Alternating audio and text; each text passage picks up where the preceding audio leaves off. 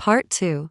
A wrong relationship, but real love at first. I thought it was just a crush, but by the time I realized it, I had already fallen in love with her. I don't remember exactly when it all started. Maybe from a simple message.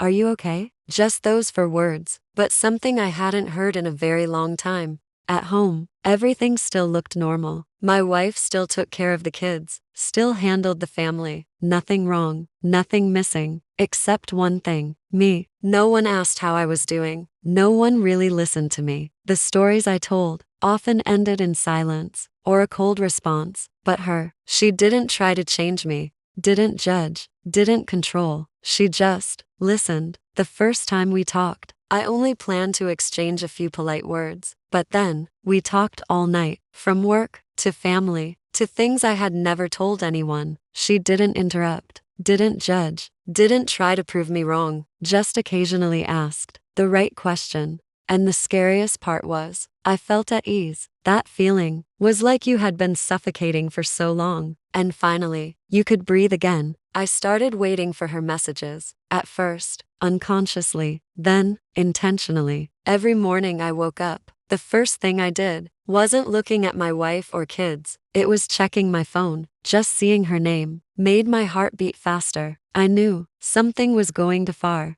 I told myself, it's just friendship, it's nothing serious. But the truth was, I started hiding things. I hid my phone, my messages, even my emotions. And when a relationship has to be hidden, it's no longer innocent. The first time we met in person, I had a plan in my head.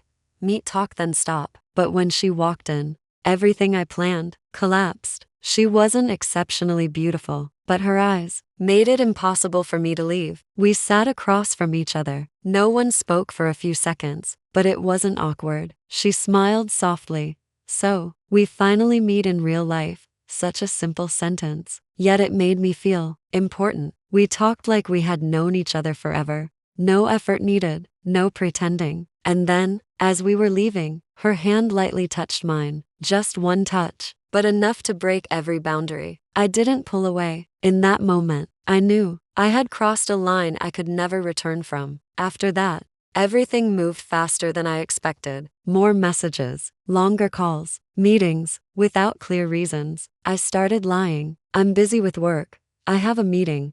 I'll be home late." The lies came so smoothly it scared me. But what was even scarier was that I no longer felt guilty like before. I got used to living 2 lives, a husband, and a completely different man. At home, I was responsibility. With her, I was myself. And people are always pulled toward the place where they feel like themselves. There were nights I lay next to my wife, but texted someone else. There were moments my wife was talking, but my mind was on her smile. I knew I was becoming a terrible person, but I didn't stop. Not because I didn't know it was wrong, but because I didn't want to return to that emptiness. I became dependent. One day without her message, and I felt uneasy. If she replied late, I felt anxious. I realized I was no longer in control of my emotions. One time, she asked me, "If one day you had to choose, what would you choose?" I stayed silent. She didn't push, just looked at me. For a long time,